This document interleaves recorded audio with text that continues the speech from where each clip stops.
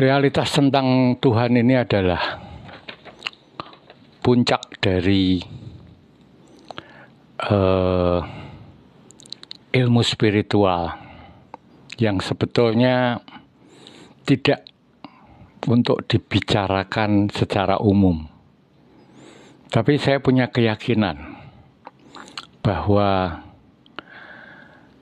tidak semua yang saya bicarakan akan mengerti.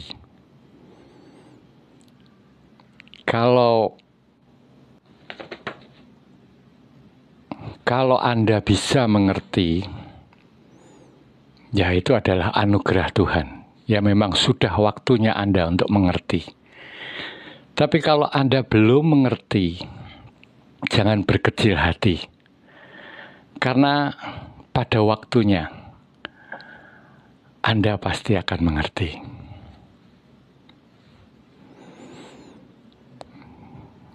Kemudian ketika kita bicara mengenai tauhid, karena ini bukan konsumsi pikiran, maka saya minta kepada Anda untuk berada pada dimensi kesadaran, yaitu dengan merasakan di sini dan sekarang. Sehingga rasa Anda bisa timbul yang menyebabkan Anda bisa mengerti apa yang saya katakan. Jadi, kita akan membahas mengenai realitas semesta, termasuk si pengamat. Selama ini orang bingung, saya pengamat tuh pengamat apa yang saya amati, kemudian posisi saya itu dengan diri saya itu seperti apa, itu memang membingungkan. Nah, sekarang ini saya akan membuka semuanya, membuka rahasia, di mana Anda beruntung bisa mendengarkan ini. Sehingga ketika Anda mendengarkan, jangan melakukan aktivitas, tapi memahami, mendengarkan dengan rasa Anda, sehingga Anda bisa mengerti apa yang saya ucapkan. Jangan komen, jangan apa, cukup dengarkan. Nanti setelah saya selesai membeberkan ini semuanya, saya akan memberi waktu untuk berdiskusi kalau memang ada yang akan didiskusikan. Karena ini sangat penting dan sangat sulit dipahami. Mudah-mudahan saya bisa menguraikannya dengan kata-kata. Saya pernah mendengar tentang Al-Halaj, seorang sufi terkenal, dengan kata-katanya, Ana al-haq, akulah kebenaran. Kita juga sudah pernah mendengar tentang Syekh Siti Jenar dengan ajarannya Manunggaling Kawula Gusti. Keduanya membicarakan tentang penyatuan antara manusia dengan Tuhan. Kemudian ada buku yang menyebut bahwa yang disatukan itu sifat Tuhan, yaitu lahut dan nasut, sifat manusia dan sifat Tuhan. Ini dari buku yang terkenal yang judulnya Hulul. Kemudian kita juga mengerti buku Wahdatul Wujud. Wahdatul Wujud ini juga penyatuan wujud Tuhan dan wujud manusia.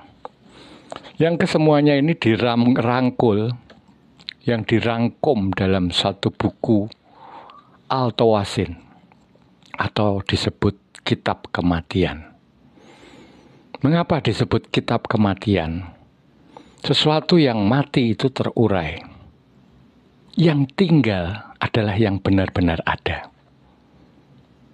Yang tidak benar-benar ada akan hilang. Di mana ini juga pernah kita bicarakan mati di dalam hidup. Nah, dari kitab-kitab uraian saya di atas, sebetulnya kalau manusia dengan Tuhan bersatu, apanya yang bersatu? Bagaimana terjadinya? Apakah manusia bisa bersatu dengan Tuhan? Tuhan itu apa? Di mana? Itulah pertanyaannya. Anda boleh membaca Al-Tawasin mungkin 100 kali. Tapi kalau Anda membaca dengan pikiran, saya menjamin tidak ada sesuatu yang bisa didapat. Sehingga malam ini saya akan membicarakannya dengan bahasa saya. Bahasa sehari-hari yang bisa Anda mengerti. Saya akan menghilangkan dalil-dalil yang sulit, tapi saya mungkin akan menggunakan perumpamaan-perumpamaan sehingga bisa Anda mengerti. Nah, sekarang saya akan mengungkapkan satu background. Ya, kita udah mulai masuk ke wejangan. Wejangan ini bukan saya mewejang Anda. Saya hanya menyampaikan. Tapi kalau zaman dulu, zaman orang-orang spiritual zaman dulu, apa yang saya ucapkan ini adalah wejangan. Ya, saya sudah mulai masuk. Anda berhenti mengetik untuk mengatakan sesuatu. Perhatikan, rasakan diri Anda sekarang dan di sini. Kita masuk ke dimensi kesadaran.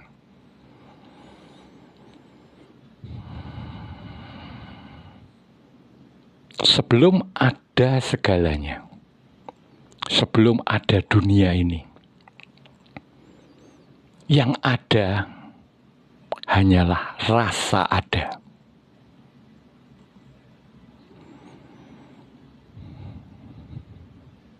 Sebelum segalanya ada, yang pertama kali ada adalah rasa ada.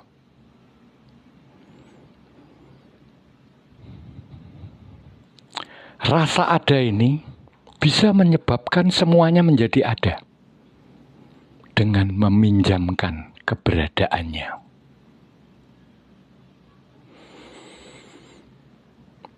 Rasa ada bisa menimbulkan rasa-rasa yang lain. Jadi Anda bisa membayangkan rasa Anda itu, kalau Anda mau membuat rumah, ini adalah fondasi, ini adalah dasar dari segala sesuatu yang akan didirikan, yang akan berbentuk menjadi rumah. Itu adalah rasa ada.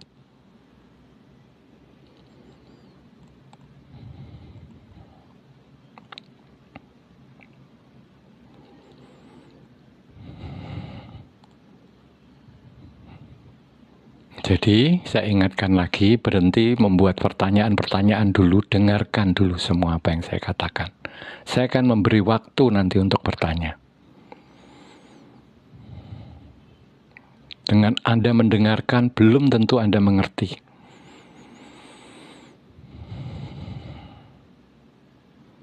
Jadi yang ada pertama adalah rasa ada. Rasa ada ini adalah fondasi dari semua rasa bisa menjadi ada. Dengan meminjamkan keberadaannya, maka semua yang lain bisa menjadi ada. Sesuatu dibilang ada, kalau ada yang melihat, ada yang menyaksikan, ada yang merasa ada. Jadi ada saja itu tidak cukup. Untuk menjadi ada, harus ada yang mengetahui bahwa itu ada. Jadi rasa ada, karena yang ada hanya rasa ada. Rasa ada di sini masih berbentuk keinginan. keinginan untuk menjadi ada.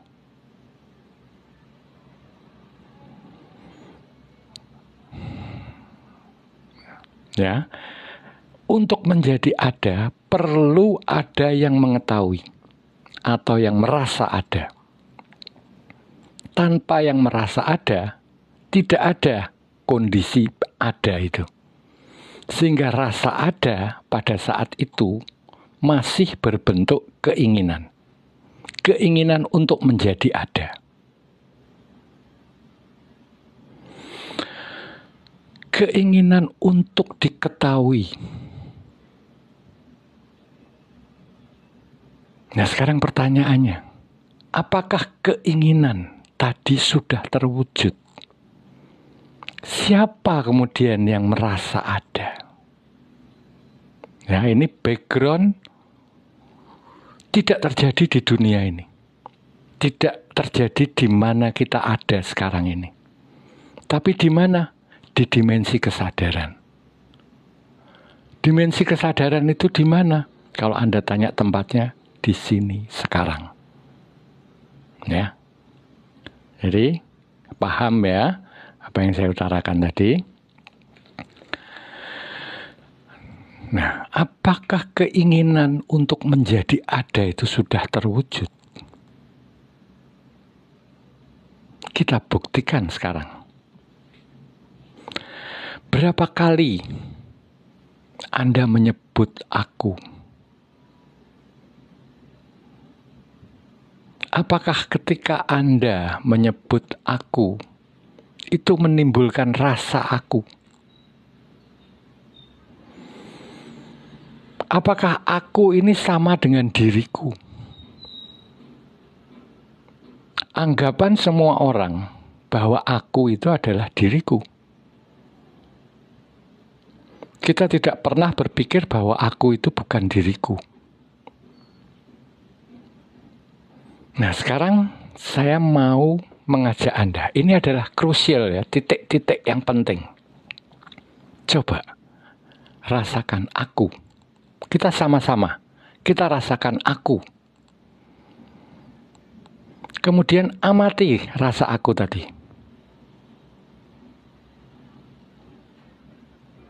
Anda akan menyadari bahwa aku ada. Lihat, aku. Anda akan mengerti bahwa aku ini ada. Aku mengira bahwa adaku ini adalah diriku ada.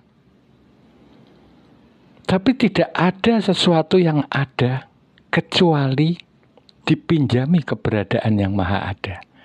Jadi yang kusangka ada sekarang ini adalah yang ada. Sebegitu dekatnya yang maha ada itu dengan diriku. Sehingga aku salah melihat.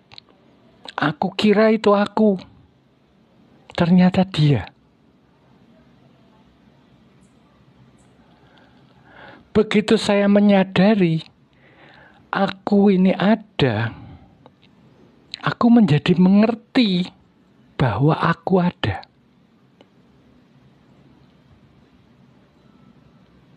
Jadi, ketika aku bilang aku, yang muncul adalah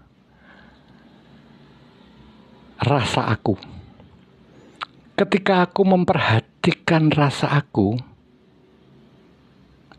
merasakan bahwa aku itu ada. Ada ini bukan adaku, tapi ada dari yang maha ada. Dan kemudian aku mengerti, aku menyaksikan, aku mengerti bahwa aku ini ada. Ini adalah penyatuan. Kita tidak pernah jauh. Kita tidak pernah bisa lepas dari yang maha ada. Aku itu adalah kesatuan. Kesatuan antara rasa yang ada dan rasa yang mengetahui keberadaannya. Dua rasa ini menyebabkan keberadaan total. Dua ini tidak bisa dipisahkan. Di mana apabila aku ada, pasti di situ ada dua unsur. Unsur yang dirasakan dan unsur yang mengetahui atau yang merasakan. Unsur yang dirasakan adalah rasa ada. Unsur yang merasakan yang mengerti bahwa aku ini ada. Sebegitu dekatnya manusia dengan Tuhan. Itu yang dikatakan orang, aku ini lebih dekat dari urat lehermu.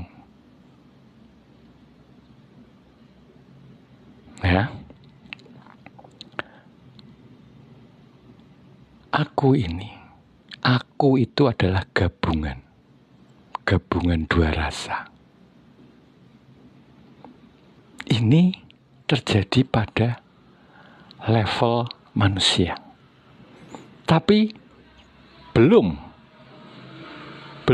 di dimensi ini. Aku itu, rasa akumu itu tidak ada di dimensi ini. Adanya di mana? Di dimensi rasa.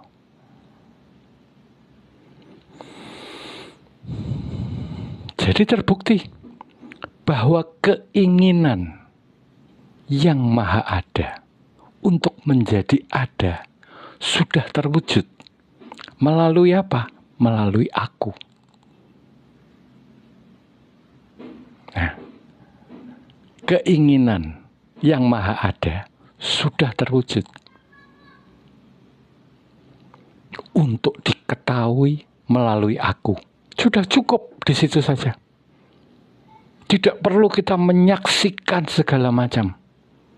Di level aku, keberadaan yang maha ada ini sudah terjadi.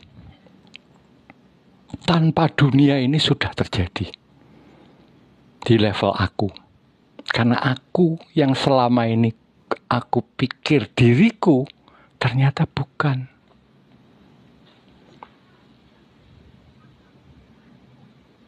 Bukan diriku, aku itu.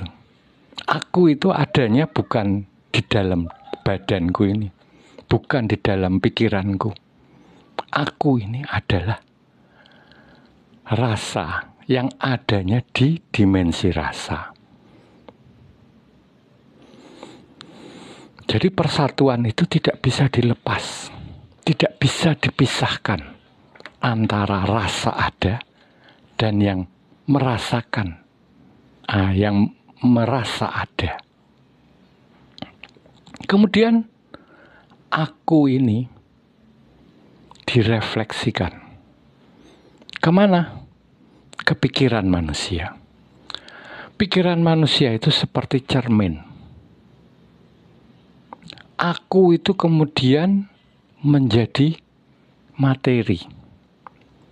Dengan mempunyai tubuh, dengan mempunyai pikiran, dengan mempunyai perasaan. Kemudian aku menjadi banyak.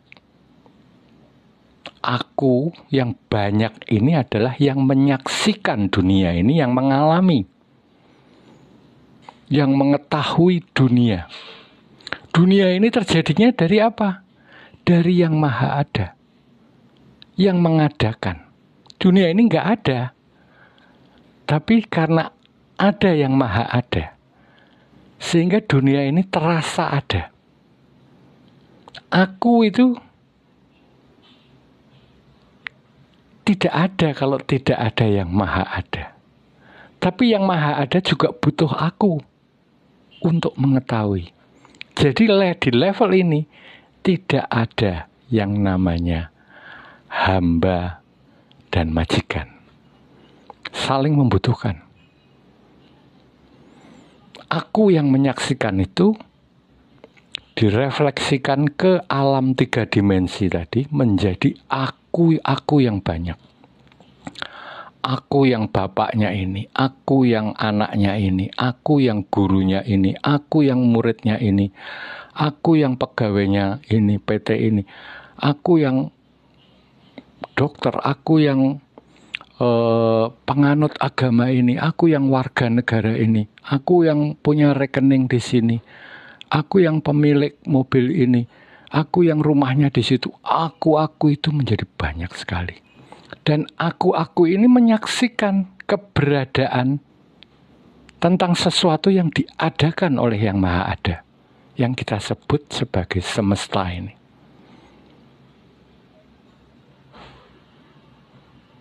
Nah, aku itu yang mengalami bahwa rasa ada adalah dasar timbulnya rasa-rasa yang lain.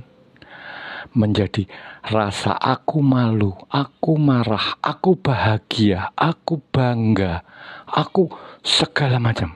Aku pengasih, aku pemberi, aku penyayang, aku pelindung. Rasa-rasa tadi timbul. Dasarnya adalah ada. Tanpa ada, rasa yang lain tidak mungkin ada.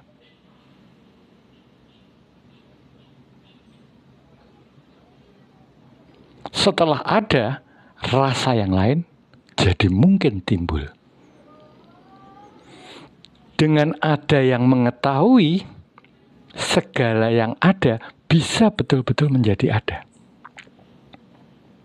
Anda boleh mempunyai segala macam, tapi kalau nggak ada yang tahu, apakah itu ada?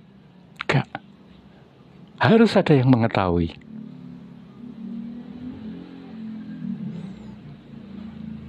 Jadi, apakah aku, rasa, dan diriku, materi, itu sama? Tidak. Aku itu selalu terdiri dari dua. Yang mengalami dan yang dialami. Sedangkan diriku adalah refleksi dari yang mengalami. Yang dialami apa? Dunia. Semesta ini. Jadi diriku itu hanya satu bagian.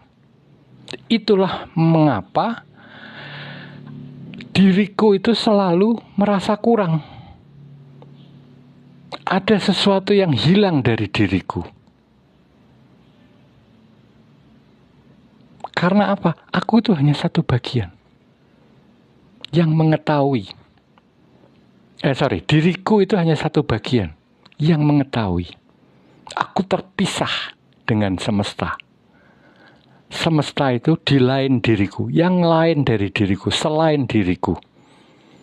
Rasa ini menyebabkan diriku sebagai manusia merasa kurang.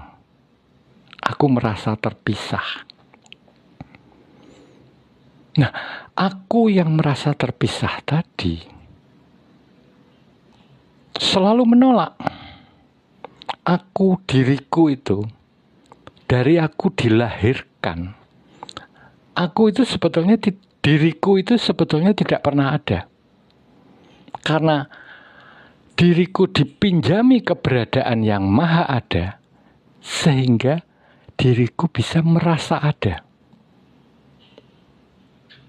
Nah, sebagian ini yang bertransformasi menjadi manusia. Wujud manusia ini. Wujud manusia ini sepertinya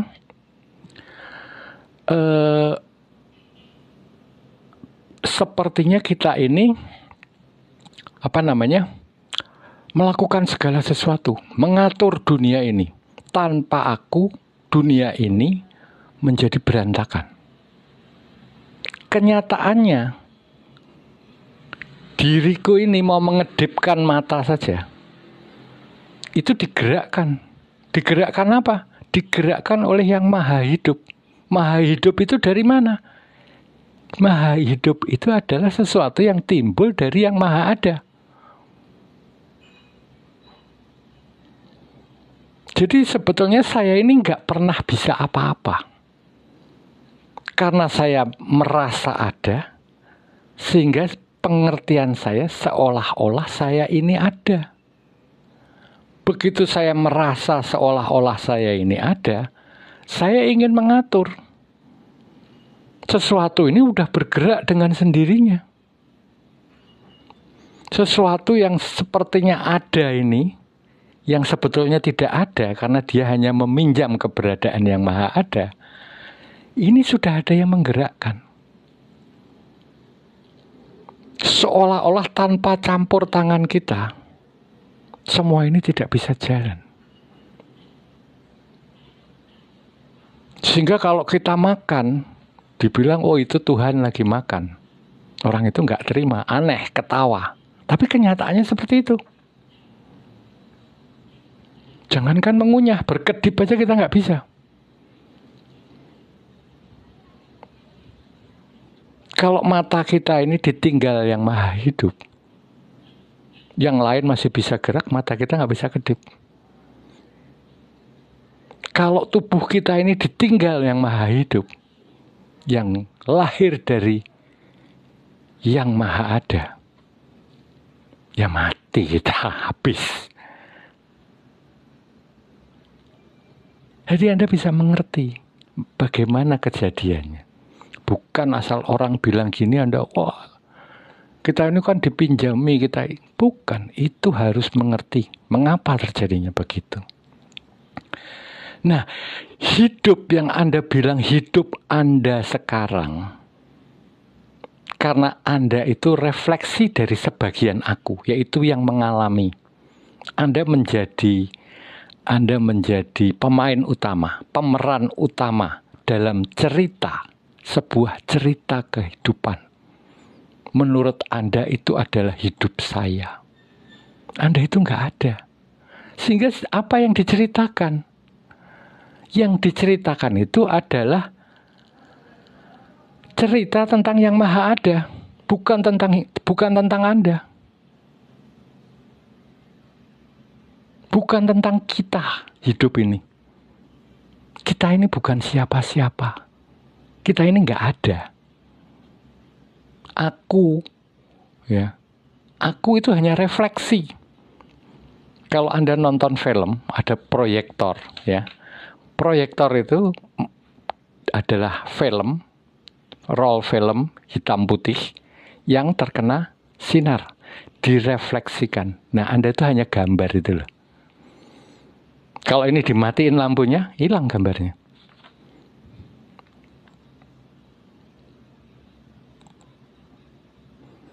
Jadi kita yang selama ini ingin mengatur, kita yang teriak-teriak, aku disakiti oleh hidup. Hidup yang mana? Hidup ini bukan tentang kamu. Hidup ini tentang yang maha ada. Ini cerita tentang yang maha ada. Bukan cerita tentang Anda. Kalau sampai Anda kesakitan, itu karena Anda tidak mengerti. Ketika Anda tidak bisa menerima hidup ini, itu karena Anda tidak mengerti. Anda tidak pernah melakukan apa-apa. Sampai saat ini Anda masih punya pakaian. Anda masih bisa makan. Anda masih bisa merasakan. Di mana kurang bersyukurnya kita?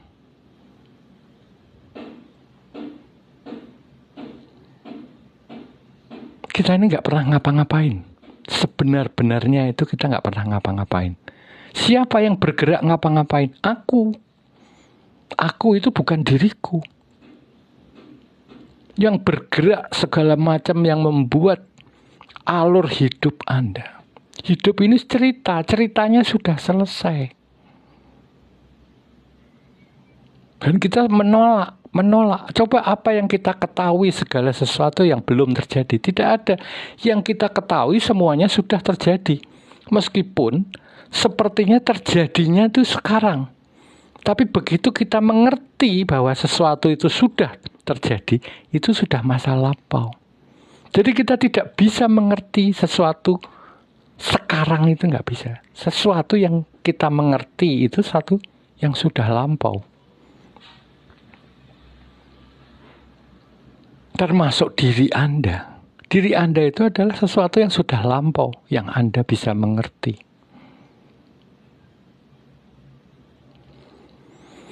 Ya. Jadi begitu pemahamannya. Kalau sekarang ini Anda kesakitan dalam hidup, karena Anda mengalami cerita, Anda sebagai pemeran utama, Anda tidak bisa mengerti cerita yang belum Anda perankan.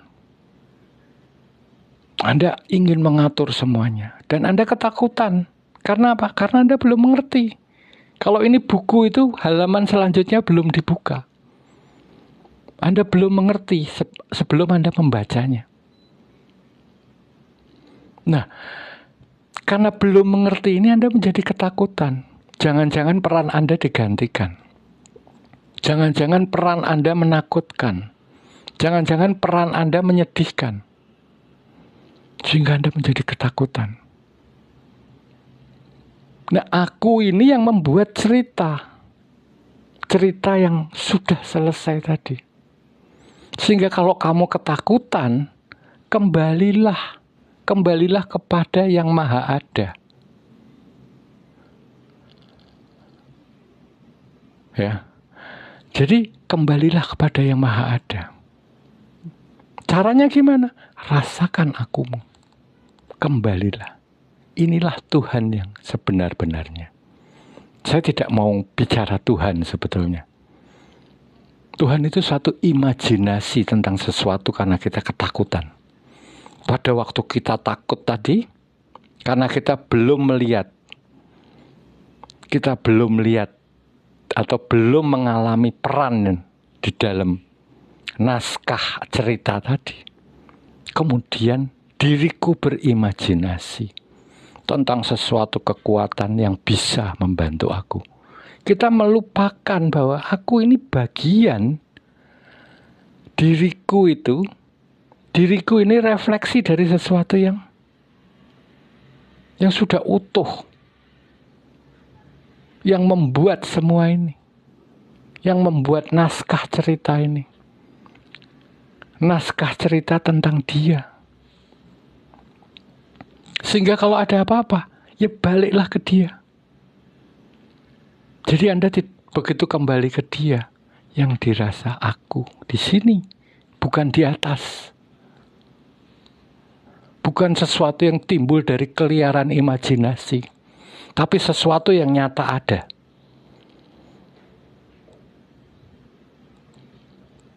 Aku yang ada dan yang tahu kalau ada. Dari sini, inilah kekuatan manusia. Kalau Anda selalu berada di situ, caranya kembali, rasakan aku. Anda dari kecil udah ngomong aku. Coba sekarang, rasakan akumu. Tinggal dirasa akumu. Apa yang terjadi? Ini bukan kembali badan. Ini rasa.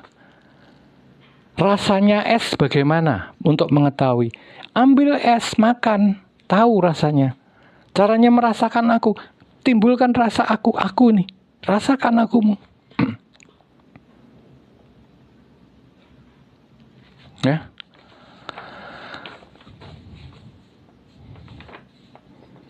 Itu sesuatu yang sangat simple.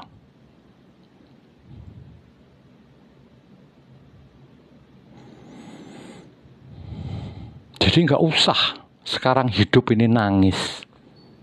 Kembalilah. Saya mengerti, sangat mengerti bahwa hidup ini menderita. Hidup ini sakit. Semua orang merasakan. Karena apa? Karena kesalah mengertiannya. Anda tuh tidak perlu. Anda tuh cuma dipinjam namanya. Kalau Anda namanya Suto, namanya Suti, namanya Noyo, namanya Anton, namanya George, namanya siapa, itu cuma dipinjam. Nah, ini ada jonggrongannya. Jadi cerita ini sah ya, ada ya. Ya. Anda nggak perlu melakukan apa-apa. Sutradaranya yang gerakin Anda. Begitu digerakin sutradara, terasa gerak. Oh, aku yang bergerak. Nah, jadi sesuatu yang Anda lakukan, setiap Anda lakukan, sadari. Siapa ini? Dengan begitu Anda bisa terpisah dari aku, dari diriku. Anda menjadi yang benar-benar ada. Aku. Ketika Anda sudah menjadi aku, adalah sesuatu kekuatan yang tidak terbatas. Anda menjadi sesuatu yang tidak terbatas. Ya. Ketika Anda masih menjadi diriku, Anda terbatas karena Anda nggak ada. Anda itu cuma bagian dari cerita. Cerita itu nggak pernah ada, namanya juga cerita. Nah, yang membuat cerita yang ada. Cerita itu nggak pernah ada. Yang ada, yang membuat cerita. Dalam cerita, pemeran yang ada di dalam cerita itu boleh dimatikan, boleh Ya memang hidup itu begitu. Dari satu yang ada, itu kemungkinan yang lain pasti ada. Ya. Pasti ada. Anda bisa jadi kiai, Anda bisa menjadi imam besar, Anda bisa menjadi copet, Anda bisa menjadi pembunuh. Loh, itu bagian dari keberadaan. Jangan dibilang bahwa imam besar itu baik, copet itu buruk. Apa bedanya? Itu sesuatu yang tumbuh dari keberadaan.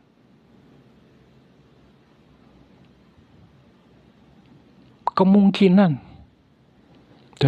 dari satu yang ada, itu kemungkinan bisa terjadi apa saja.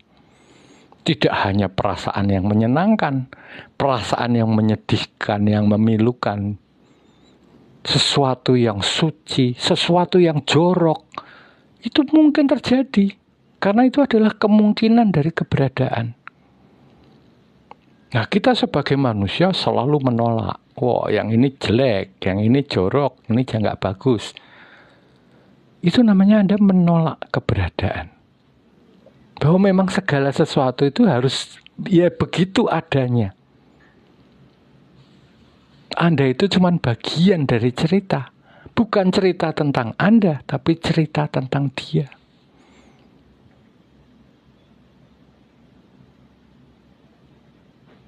Ya. Jadi ini main point, ya, main point. Kalau orang dulu dibilang ini wedaran, ini adalah satu uraian tentang tauhid. Kalau Anda bisa menerima, bisa mengerti apa yang saya katakan, bersyukurlah, karena yang membukakan Anda bukan kata-kata saya. Kata-kata saya ini digerakkan oleh yang ada. Ya. Kalau Anda bisa mengerti, pengertian Anda juga digerakkan oleh yang ada. Bukan karena saya. Ini memang wejangan. Yang zaman dulu ini rahasia. Tidak boleh umum itu tahu. Al-Halaj, Syekh Siti Jenar, katanya, karena saya juga nggak tahu jelas, saya belum lahir, katanya dibunuh karena keyakinannya mengenai ini. Nah, sekarang ini kita sudah di zaman yang berbeda, di mana semua itu bisa dipikir, bisa diterima, bisa dimengerti. Semoga kita bisa mengerti. Ya. Jadi mulailah pelan-pelan. Segala sesuatu tidak usah terburu-buru. Mulai dari aku, dari rasa aku. Rasakan. Nah, ini tadi yang apa namanya? Yang berpikir siapa ya? Aku. Oh, dari aku itu timbul. Anda tahu, oh aku ini ada ya. Oh, ternyata pengetahuan oh aku ini ada ini menimbulkan aku yang mengerti kalau aku ada. Dasarnya apa? Ada. Kemudian menimbulkan aku mengerti kalau aku ada. Ini aku. Aku itu kesatuan. Kesatuan antara yang diketahui dan yang mengetahui. Yang tidak bisa dipisahkan. Dan ini abadi. Aku itu tidak pernah lahir, sehingga aku tidak tersentuh kematian. Aku itu di alam rasa. Kalau diriku ini yang wujud. Aku itu dudu urip. Urip kuwi muncule saka aku. Urip ki anane saka aku. Tidak ada urip kalau tidak ada yang namanya dasar untuk mendirikan segala sesuatu yang ada. Yang maha ada itu dasar dari segala yang maha yang lain.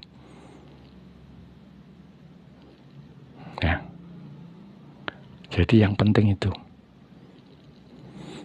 pahami pelan-pelan Anda pahami, Anda berpikir masalah itu, Anda merasakan. Jadi caranya belajar itu bukan hanya berpikir dirasakan, diuji di dalam diri. Apakah ada rasa ini? Apa rasa yang muncul kemudian? Diketahui. Mana yang mengetahui? Pelan-pelan.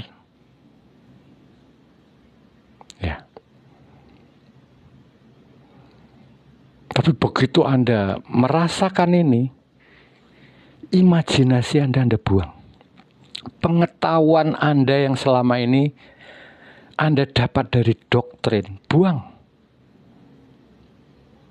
Karena Anda sendiri itu adalah penyaksi.